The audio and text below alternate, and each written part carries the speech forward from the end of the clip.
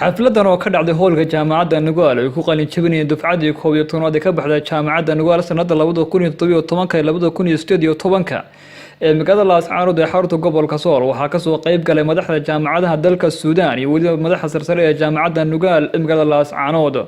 ganacsato haldoor iyo waliba labeenta bulshada ardaydan ku guuleystay kuliyadaha kala duwan ee bixiso jaamacadda Nugaal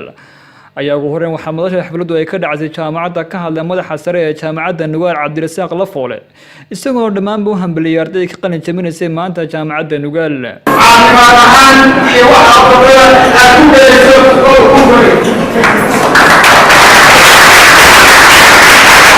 intaasi kadib waxaa xafladda soo gonaanooday isla markaana duco iyo hambaliyo isugu daray maayarka magaalada Laascaanood Cabdicasiis Xasan Taarwale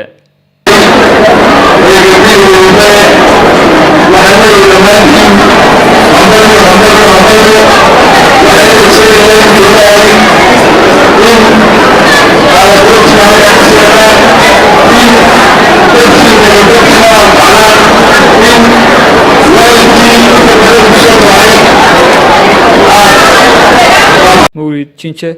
تلفزيون كعالمي دالسان تي في Laascaanood